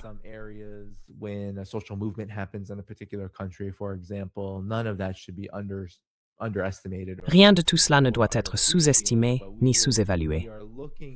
Mais nous envisageons la possibilité que si l'Iran tient bon et mène cette longue guerre, s'il parvient à maintenir son intégrité territoriale, l'unité de sa population et la capacité de ses forces armées à continuer ce qu'elles font, si tout reste en l'état, ou devient même plus favorable à l'Iran, alors nous pourrions assister à une défaite massive et globale des États-Unis. Si rapide qu'elle serait probablement historique en termes de guerre impériale américaine moderne et de ce que cela signifie pour le monde. Et les néoconservateurs tirent la sonnette d'alarme à ce sujet. D'accord? Je conclurai simplement ainsi. La guerre en Iran révèle les limites de la puissance militaire américaine.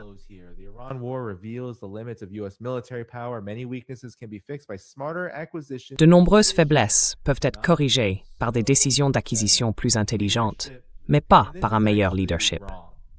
Et c'est en fait faux, parce que Max Boot, qui fut un fervent défenseur de la guerre en Irak à l'époque de Bush Jr., c'est quelqu'un, c'est une petite vipère.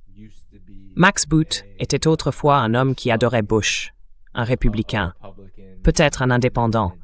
Je ne sais pas vraiment quelle était son appartenance partisane, mais il faisait clairement partie du syndicat pro-guerre en Iran, vous savez, en tant qu'expert de think tank et tout ça.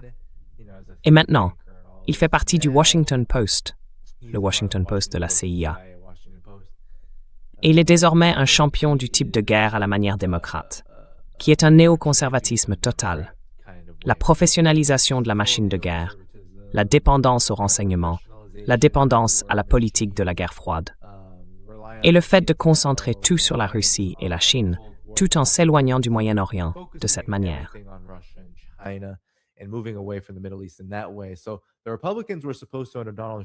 Donc, les républicains étaient censés, sous Donald Trump, s'éloigner du Moyen-Orient et adopter une position plus, isolationniste, présenter les choses de cette manière.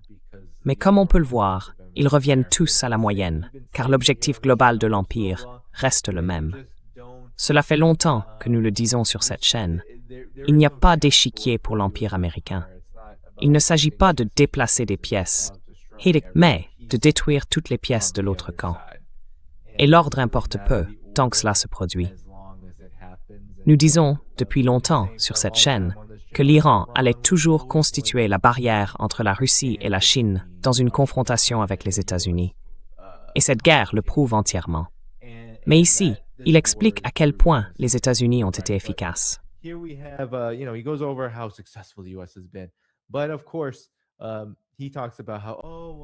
Mais bien sûr, il parle du fait que, nous devons produire plus d'armes, parce que, regardez, nous n'avons pas assez de mauvais missiles de défense aérienne, nous n'avons pas assez de missiles de frappe de précision, nous n'avons pas assez de missiles Tomahawk.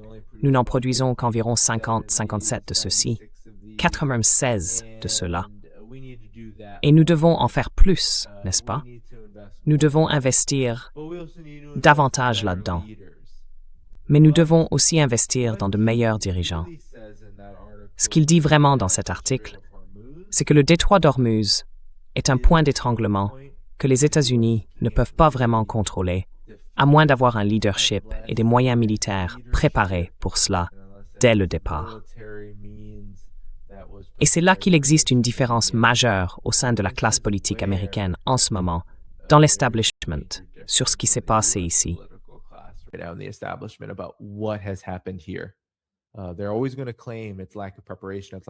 Ils diront toujours que c'est un manque de préparation. Un manque de préparation. Voilà tout. Mais en réalité, ce qu'ils veulent dire, c'est qu'il s'agit d'un manque de puissance, de capacité, d'une incapacité à affirmer leur domination sur un pays comme l'Iran. C'est un problème qu'aucune planification n'aurait pu résoudre, mais que l'Empire américain devra affronter jusqu'à la fin de ses jours. C'est le moment historique dans lequel nous nous trouvons. Nous allons donc probablement en avoir encore pour plusieurs semaines. Les États-Unis et Israël sont à court d'armes. Il se peut qu'ils réduisent l'intensité de leurs frappes. Ils essaient maintenant d'éviter de toucher aux infrastructures pétrolières iraniennes. Ils laissent l'Iran, comme je vous l'ai montré, expédier du pétrole depuis le détroit d'Ormuz vers la Chine et d'autres destinations. Et ils le font parce qu'ils craignent énormément que, S'ils frappent les infrastructures pétrolières iraniennes, les marchés du pétrole n'explosent littéralement. The oil markets are going to absolutely balloon. So right now they're trying to avoid that after what Israel and the United States. En ce moment, ils essaient d'éviter qu'après ce qu'Israël et les États-Unis ont fait au sud de Téhéran il y a quelques jours, ce qui a eu un impact majeur sur les marchés pétroliers, la situation ne s'aggrave davantage. Ils essayent d'empêcher que cela se reproduise à partir de maintenant. Il est probable qu'ils commencent à manquer de munitions. C'est même très probable. Ils vont devoir réduire leurs frappes. Leurs systèmes de défense aérienne sont déjà à court. Ils devront peut-être simplement accepter qu'ils ne pourront pas arrêter tout ce que l'Iran leur enverra. Donc, ils comptent sur la censure, la désinformation, la manipulation, la mauvaise interprétation de ce qui se passe. Tout cela. C'est en quelque sorte ce à quoi ressemblera l'avenir du conflit. Tandis que les États-Unis tenteront d'utiliser les stocks restants de leurs armes pour infliger des souffrances au peuple iranien et espérer que cela mènera à une capitulation.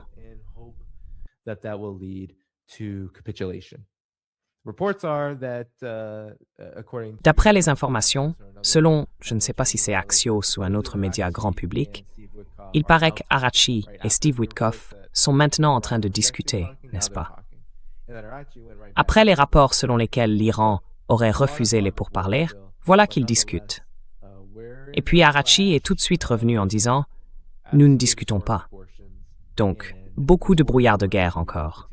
Mais malgré tout, nous sommes dans un affrontement d'une ampleur absolument historique, et cette guerre ne fera que devenir plus laide pour le monde entier. Cependant, le côté positif, c'est que de plus en plus de gens à travers le monde vont découvrir ce qu'est réellement l'état de l'Empire américain aujourd'hui. Que ce soit une force sociale, une force économique, digne de dominer la manière dont nous vivons et nous organisons.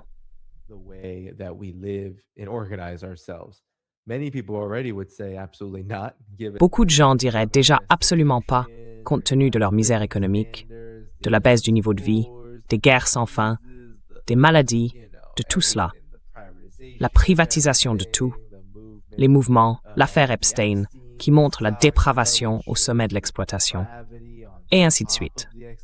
Beaucoup de gens diraient « Non, ce n'est pas le système que nous voulons ». Mais cela ne fera que renforcer cette conviction.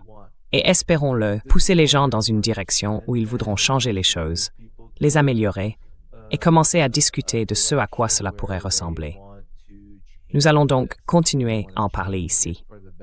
Je tiens simplement à remercier toutes les personnes qui ont envoyé un super chat et sont devenus de nouveaux membres. Merci beaucoup, Joseph. Merci beaucoup, Angus.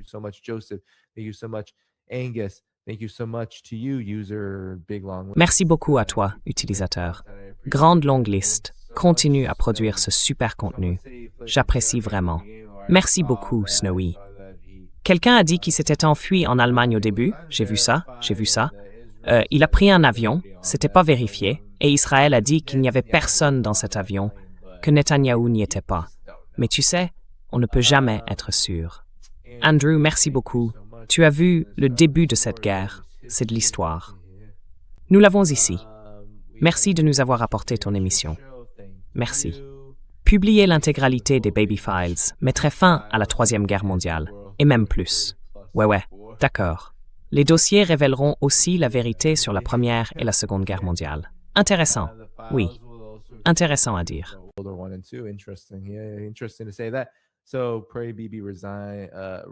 Alors, priez pour que Bibi démissionne. Son règne est terminé.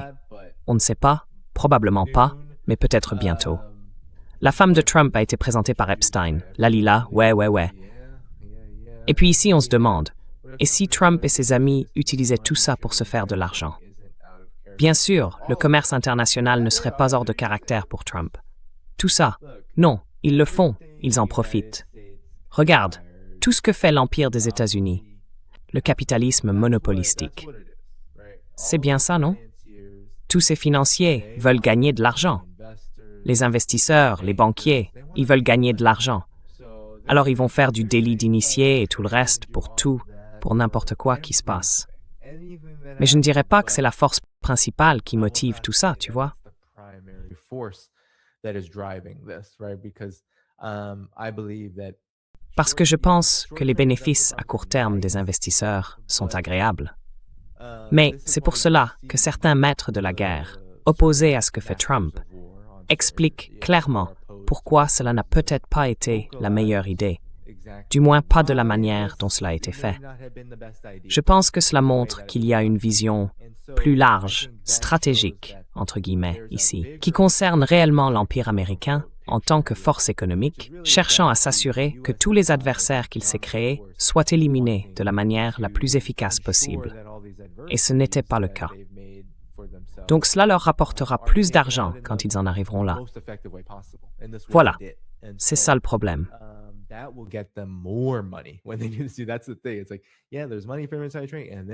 C'est comme, oui, il y a l'argent. Et puis, il y a le genre d'argent qui vient des profits et des investissements qui apparaissent quand on peut littéralement créer des marchés entiers pour soi-même. C'est l'impérialisme en résumé. C'est ce qu'ils veulent faire à l'Iran, à la Chine, à la Russie. S'il y a du chaos, peu importe. Ils trouveront quand même un moyen de s'assurer qu'ils disposent des marchés et de la domination dont ils ont besoin pour garantir la suprématie du dollar, bien sûr celle du pétrodollar, et plus largement, une domination financière, économique et militaire pour reproduire leur classe, cette classe Epstein, en réalité la classe dirigeante, les monopolistes, les capitalistes, les corporatistes.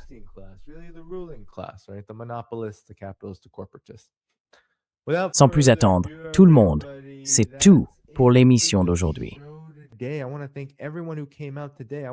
Je tiens à remercier toutes celles et ceux qui sont venus aujourd'hui. Je veux aussi vous rappeler que je vais probablement supprimer le segment de Ben Swann, mais vous pouvez le trouver dans la description de la vidéo pour ceux qui la regarderont plus tard et se demanderont « Tiens, qu'est-ce qui s'est passé ?» C'est dans la description. Demain, je serai en direct avec le professeur Mohammad Marandi à midi, heure de l'Est, le 17 mars, pour obtenir un peu plus d'informations sur ce qui se passe à l'intérieur de l'Iran, ainsi qu'une analyse plus large de la guerre et de la situation actuelle. Donc encore une fois, rendez-vous à midi, heure de l'Est, le 17 mars, avec Mohammad Marandi, puis le 17 à 11h, heure de l'Est, avec Alastair Crooke. Je continuerai à annoncer les nouvelles émissions à venir. Je veux que vous appuyiez sur le bouton « J'aime » pour aider cette vidéo à atteindre davantage de personnes.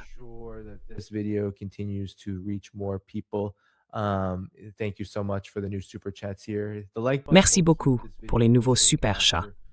Le bouton « J'aime » permettra à cette vidéo de continuer à circuler une fois que nous aurons terminé. Merci pour ces mots gentils. J'ai probablement mal dit ça, mais merci infiniment. Et en voici un autre. La question du siècle, ont-ils dit. Que va-t-il advenir maintenant de ce budget militaire que les États-Unis ont forcé les pays de l'OTAN à payer? Ne me le demandez pas.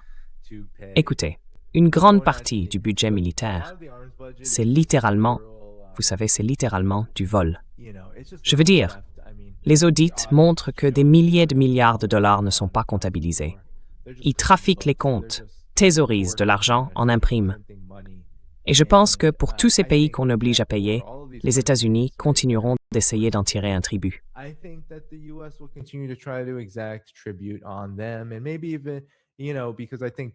Et peut-être même, vous savez, parce que je pense que c'est ainsi que ce complexe militaro-industriel continue d'obtenir ce qu'il veut. D'énormes sommes d'argent public versées à eux-mêmes pour faire ce qu'ils font actuellement. C'est-à-dire ne pas produire assez, produire trop peu, produire des choses inefficaces et dépassées. Ils veulent juste les profits, n'est-ce pas? Donc je pense que cela va continuer. Mais la question est de savoir comment ils vont s'y prendre dans un environnement où cela devient de plus en plus difficile, étant donné que ces guerres deviennent de plus en plus catastrophiques au fil du temps. C'est une toute autre question. Mais merci beaucoup à tous. Cliquez sur le bouton « J'aime » avant de partir. Je m'en vais. Dans la description de la vidéo, vous trouverez Patreon, Substack, Buy Me a Coffee et bien plus encore. Vous pouvez soutenir cette chaîne. On se retrouve demain à midi, heure de la côte Est, le 17 mars, avec le professeur Mohammad Marandi. Au revoir.